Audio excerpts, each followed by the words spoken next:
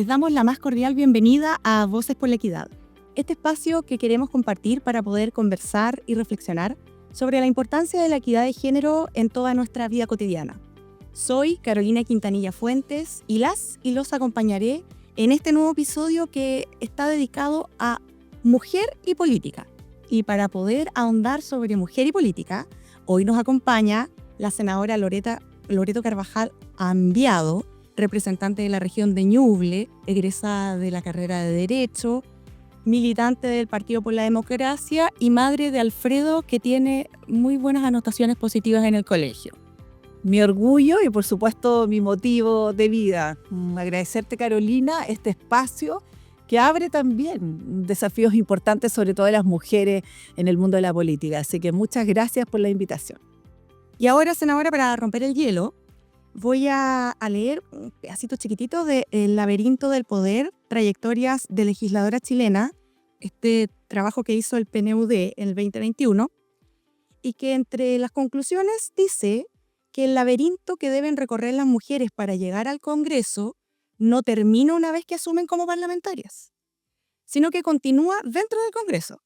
Una razón para ello es que es una organización generizada y actúa con un determinado régimen de género. Los parlamentos en general tienen un carácter masculinizado. No solo hay más hombres, incluyendo a los funcionarios, sino que se organizan en función de prácticas que los favorecen a ellos. ¿Estamos cambiando del 2021? Bueno, creo que ese es el desafío, un desafío continuo, como lo he dicho, no solo en participaciones a nivel nacional que he tenido, sino que también en foros internacionales. Este es un camino sin retorno. Creo que desde la historia de la humanidad, desde la consolidación del poder político, de la ciencia política, el rol de las mujeres en la ciencia política, por ejemplo, ha sido absolutamente invisibilizado. Cuando uno mira, por supuesto, los científicos, los filósofos, cuesta encontrar el nombre de mujeres. Por tanto, ese laberinto al que tú aludes, efectivamente es un camino en el cual quienes emprendemos esta vocación política muchas veces lo hacemos como en un laberinto, casi sin saber cuál es el destino ni el camino, solo con la más profunda convicción, diría yo, de que hay que seguir avanzando. Por tanto, el llegar tal vez a un cargo de representación política tan relevante como el que yo ocupo hoy día como senadora, no es solo el continuo de un trabajo del cual también queremos, con mucha humildad lo digo, ser referentes para las que vienen. No detenerse a avanzar en derechos, en legitimidad política, en participación política, por supuesto que es un motivo de la cual todas estamos bien imbuidas y por supuesto bien convencidas. Me acuerdo, senadora, a raíz de sus palabras, de usted en alguna actividad interna del Senado dijo que este es un camino que no tiene vuelta atrás. ¿Es un camino que no tiene vuelta atrás? Ese es, diría yo, el mandato de quienes queremos proteger y avanzar en derechos y principios democráticos.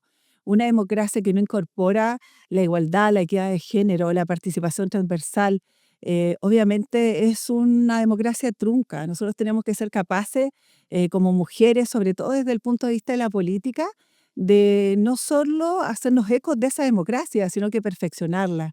En una democracia sin mujeres, sin transversalidad, sin participación, sin inclusión, de verdad que es una democracia truncada. Yo creo que ahí está el desafío desde el punto de vista, diría yo, de los principios esenciales de un país, de un Estado de Derecho. ¿Y por qué, senadora, es importante la visión femenina dentro, en este caso en particular, de un poder del Estado? ¿Cuál es la diferencia qué diferencia hacemos las mujeres en nuestra representación? Usted, por ejemplo, desde el Senado.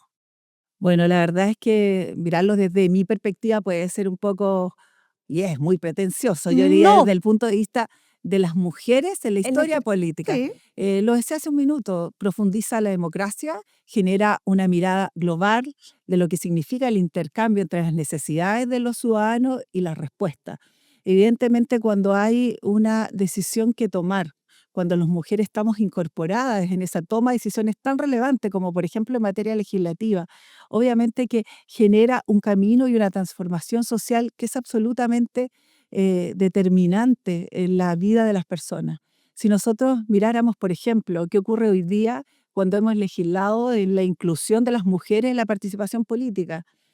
Hasta el año 2016-2017 no existía, por ejemplo, la ley de cuotas. Sí. Esta ley que promueve, ¿cierto?, que los partidos políticos incorporen dentro de sus candidaturas un número que obviamente sea importante, que no supere ninguno de los dos géneros, ¿cierto?, el 60%. 60%, el 60, el 40%, pero creo que eso cambió. O sea, hoy día la incorporación de las mujeres, por ejemplo, en materias tan relevantes como el cobro de pensiones alimenticias, como la posibilidad de tener una vida conciliada entre el trabajo y, por supuesto, la familia, una vida que protege a las mujeres y también a hombres, pero obviamente mayoritariamente a las mujeres de violencia de género. Creo que son determinantes que hoy día abrieron ese camino y esa puerta que no tiene retroceso. Y efectivamente esa mirada que también impacta la economía. Hoy día hemos legislado en materia de la incorporación de las mujeres, por ejemplo, en los directorios Directorio. de las empresas. Cuando hay un dato duro, y es que si tenemos mujeres tomando decisiones a nivel económico, mejora, por ejemplo, en un 26% el PIB PIB. mundial, Sí. un 20, un 25% en la rentabilidad que tiene, no desde el punto de vista de la economía, sino de esa mirada global que tiene un trasfondo social de la cual la ciencia económica y, por cierto, la ciencia política es absolutamente determinante. Por supuesto. Y usted habla también desde un poco desde los estudios, desde la academia. Y ahora desde mujer política, ¿cuáles son las brechas que usted recuerda que tuvo que sortear para llegar? Primero fue diputada también, entonces, ¿cuáles son las brechas que usted tuvo que sortear para llegar al Parlamento? Bueno, enumerarlas, creo que nos pasaríamos Las las más todo el día. importantes. Yo diría todas las que se puedan imaginar, desde el punto de vista de la referencia del acceder al poder, o acceder a la posibilidad, o acceder a la oportunidad siquiera de poder tener un espacio como candidata. Hoy día nosotros vemos una carrera tan larga que significa y una entrega tan absoluta el hecho de asumir que podemos aspirar a un cargo político. Tuve ocasión allá en el año 2000, hace 25 años atrás, de ser candidata a concejala, convirtiéndome en la primera mujer concejala de mi comuna. Y abrió un camino, por cierto, pero efectivamente las brechas, ¿cuáles son? Primero, esos techos de cristal que se nos imponen muchas veces a las mujeres, de decir, hoy día diría menos que antes, por el camino que hemos avanzado, pero las mujeres, por ejemplo, no están en las minas, no están en el mar como pescadoras, no están en la política, no están sino al alero de resguardar los bienes de la familia o bien hacerse cargo, por ejemplo, de nuestros hijos, Pero nuestros padres. eso está cambiando. Absolutamente. Entonces, cuando uno se Claro. retrotrae esa fecha y tú me lo preguntas en lo personal, desde esa mirada, es decir, a mí me tocó y lo cuento con mucha, diría yo, eh, con bastante sensibilidad también, porque hoy día sigue también ocurriendo a lo mejor en menor forma. Pero me tocaba como candidata ir a lugares donde salía una mujer, una madre, una jefa de familia probablemente, y me decía, mi marido dice que aquí no votamos por mujeres. Es decir, desde la reticencia social, a entender que las mujeres Claro. no estábamos para ciertos campos de la acción social o pública. Entonces, cuando tú hablas de barrera, tenemos por lo menos hoy día, yo graficaría en tres cosas. La invisibilidad que tenemos las mujeres en muchos ámbitos de acción, donde tenemos un rol y debemos tener un grado de participación relevante. La política, sin duda. Entonces, el reconocimiento que las mujeres somos capaces de todo. Correcto. Lo segundo, los recursos. Muchas de Ujú. nosotros que queremos emprender nos encontramos con esa barrera. ¿Cómo enfrentamos una campaña política? ¿Cómo pagamos la frase de radio? ¿Cómo hacemos para no dejar el trabajo y con esos recursos poder aspirar? Porque nos atrevemos poco, y ahí también hay que decirlo, a tener muchas veces que solicitar ayuda.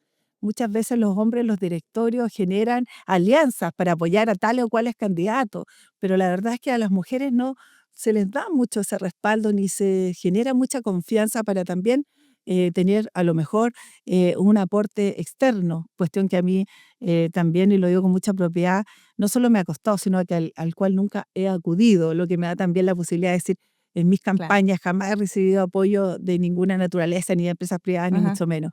Y bueno, y lo tercero, la referencia de la propia política. ¿Cómo hacemos para que nuestros partidos políticos, nuestras organizaciones institucionales abran camino para respaldar, por ejemplo, en materia de capacitación, en materia sobre todo de apoyo interno para poder acceder a cargos de relevancia. Muchas veces tenemos que combatir internamente por prejuicios de colegas políticos en diversos ámbitos Ujú. que dicen, no, probablemente aquí hay otra persona mejor instalada. Claro. Entonces, esa discusión y esa competencia a veces interna, mirada de buena manera, no se genera porque hay un prejuicio y hay una instalación muchas veces interna que impide que ello ocurra. No hace tantos años hubo, estaba inserta la discusión de los partidos políticos que parece que no apoyaban tanto a las mujeres como se quisiera, porque no sé si no se entendía la importancia de la representación femenina o tal vez porque efectivamente estaba la política muy masculinizada. ¿Eso ha ido cambiando? O sea, cuando las sociedades no se regulan por sí mismos, viene la ley, la norma, a veces a regularla. Por eso mencionaba hace un rato la ley de cuotas. O sea, fue súper determinante porque primero les impuso una obligación a los partidos políticos de llevar mujeres candidatas. Pero hoy tenemos Segundo, regiones sin mujeres y candidatas. lo otro que a propósito de los recursos, a destinar ciertos recursos que están destinados para la proyección política, ¿cierto?, de un partido, que vayan determinados a respaldar a mujeres en capacitación y otras. Si cumple o no se cumple, hoy día hay una obligación, pero sin duda que sin esa obligación, los números, como tú dices, habrían sido menores. Y tenemos también que hacer un diagnóstico.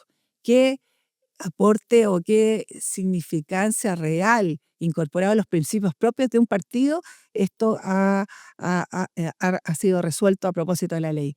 Y tenemos efectivamente dos mundos. El mundo de lo legislativo, en donde con esta ley se ha incorporado, ¿cierto?, más mujeres diputadas, más mujeres senadoras, pero no ocurre lo mismo a nivel local. No tenemos una ley que obligue, por ejemplo, en el caso de las elecciones unipersonales, alcaldesas o alcaldes a llevar obligatoriamente mujeres.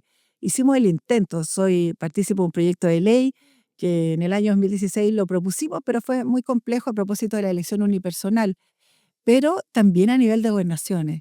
Lamentable cifra tenemos hoy día en donde a nivel nacional no tenemos mujeres gobernadoras, o sea, no fue electa ninguna mujer gobernadora. Ujú.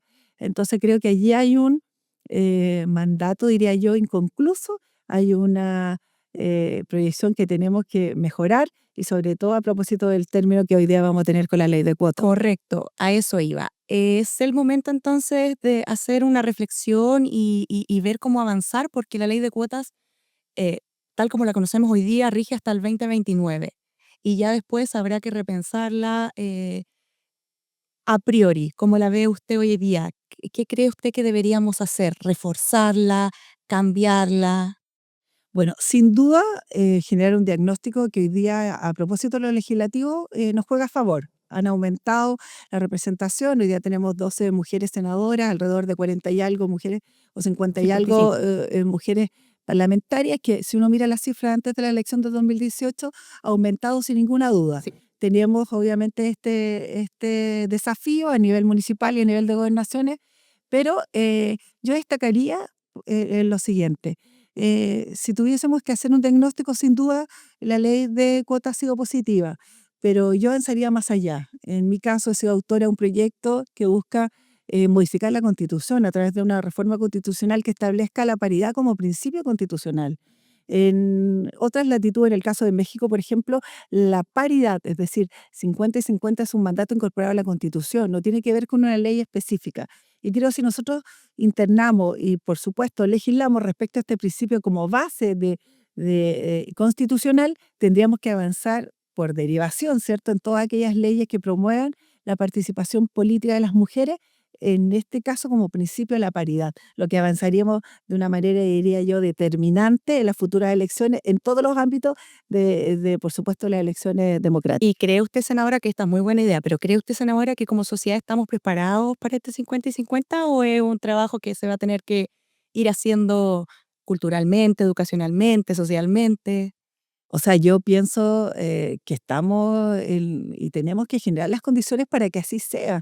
La paridad no puede quedarse solo en el discurso, no puede quedarse en esta, a propósito de las elecciones de este año, en el, eh, en la manifestación de voluntad de muchos de reconocer los derechos de las mujeres, reconocer que la violencia de género es hoy día un, un problema mundial, es una pandemia mundial y sobre todo también a nivel nacional. O sea, eso no puede quedarse solo en la teoría, hay que enmarcarlo en un propósito claro, en una legislación que lo aborde, porque en la medida que nosotros lo hagamos de esa manera, los demás tendremos que adecuarnos y sobre todo en la norma a que eso se cumpla. Yo no cesaría sino en ese propósito. Lo estamos haciendo a través de las comisiones respectivas y ojalá la tengamos la discusión pronto ahí en la Comisión de Mujeres, de la que soy parte, y por cierto también en la Comisión de Constitución, pero como decía hace un rato, si no nos damos a ese propósito, creo que la tarea está incumplida, está inconclusa, y es mi idea que avancemos sin duda en eso. Senadora, queda claro la importancia de la mirada femenina en la participación de la política y también de los cargos de representación, por ejemplo, de más mujeres en directorios, etcétera. Desde el área legislativa, usted integra varias comisiones aquí en el Senado. ¿Se le vienen a la cabeza algunos proyectos de ley con los que deberíamos avanzar para también ir pavimentando este camino por la plena inclusión femenina en todos los ámbitos, no solo políticos? Bueno, yo creo y tuve ocasión, perdone la autorreferencia, de ser vicepresidenta de la Cámara de Diputados. Y uno de los propósitos que tuve al asumir ese gran desafío, importante desafío, fue justamente legislar con enfoque de género. Yo creo que el elemento de transversalidad y de inclusión no debe estar ajeno a ninguna discusión. Cuando hablamos, por ejemplo, de la incorporación de las mujeres en los directorios y entendemos que con ello aumenta no solo la rentabilidad económica de una empresa, que puede ser su propósito, pero sin duda que se genera un elemento positivo y una ganancia, perdonando la expresión tal vez económica, pero que es absolutamente importante, relevante. Por tanto, no solo en el ámbito de la economía, en el ámbito, por ejemplo, de los derechos humanos, mirar la equidad como un elemento esencial en Sí. cada discusión, en cada propósito. Las leyes no están hechas para que se queden ahí encajonadas, están hechas para ser para que generen cambio. Y cuando nosotros lo hacemos desde el punto de vista de la educación, de la economía, por cierto, desde el ámbito de la equidad en general, creo que allí estaremos cambiando las sociedades. Por tanto, cualquier proyecto, desde aquellos que parecieran ser muy ajenos al quehacer social, creo que debiéramos mirarlo. Y es un mandato que ojalá lo replicara el Senado y que tuviésemos siempre el componente de qué efectos provoca esto en la inclusión, en la transversalidad, en la incorporación, y creo que ese es un motivo a lo mejor al cual no podemos renunciar. La importancia del enfoque de género en la formación de la ley, que Así es. parece que estamos avanzando hacia allá. Yo solo señalarte algo como, tal vez como anécdota, pero me tocó presidir la Comisión de Minería y Energía. Esa presidencia en ese año fue determinante por un proyecto que es muy importante hoy día, que es el Pero royalty sí, minero. Yo provengo de una región, la región de Ñuble. No teníamos minería, probablemente nuestro elemento y nuestro valor agregado está en las longanizas de Chillán, están turismo. en los vinos, está en el turismo, el servicio, pero sin duda que marcó, diría yo, la necesidad que tiene el país de mirar respecto a un aumento de recursos en donde la equidad territorial, es decir, los recursos que iban a ser hoy día, que ya están, ¿cierto? Eh, abordados a propósito del royalty minero incorporado en el erario nacional, vayan destinados a todas las comunas del país, independientes si son mineras o no. Cuando uno piensa en aquello, dice, efectivamente, si mis comunas que son rurales reciben 200, 100 millones de pesos a propósito del royalty minero, ¿en qué lo va a invertir? A lo mejor en programas de empleo para mujeres, a lo mejor en mayor implementación de seguridad que atañen a las mujeres. Por supuesto que hay allí un impacto también Claro. económico en ese sentido. Por tanto, la mirada que puede ser muy ajena, muy técnica, tiene un componente del cual nosotros y las autoridades locales también tienen que hacerse cargo. Como nuestros planes, nuestros programas, nuestro presupuesto, pero además nuestro enfoque y nuestra dirección va enfocada a hombres y mujeres y sobre todo en este caso a las más vulnerables, que son las mujeres rurales, impacta en aquello, creo que estamos haciendo bien el trabajo, estamos haciendo bien la pega. Senadora, y para hacer patente esta mirada, no solamente desde el Parlamento, sino que desde los gobiernos comunales, desde las juntas de vecinos, desde el propio hogar, ¿cuál sería la invitación que la senadora Loreto Carvajal le hace a las mujeres para participar en todos los ámbitos de la vida social para avanzar en la equidad de género? Bueno, yo como senadora y tal vez antes como concejala, como diputada, como mujer, como madre, siento que no entreguemos los espacios que por derecho propio nos corresponden. Las decisiones de un país tienen que ir de la mano de hombres, pero particularmente de mujeres. Nos necesita la política, nos necesita el bien público, el quehacer social, porque efectivamente la mirada con compromiso de Estado, la participación muchas veces invisibilizada que las mujeres tienen en sus territorios, en sus organizaciones sociales, donde las juntas de vecinos están lideradas, pero sin ninguna duda, Mujeres. mayoritariamente por mujeres, cambian vidas, cambian la realidad de las localidades pequeñas.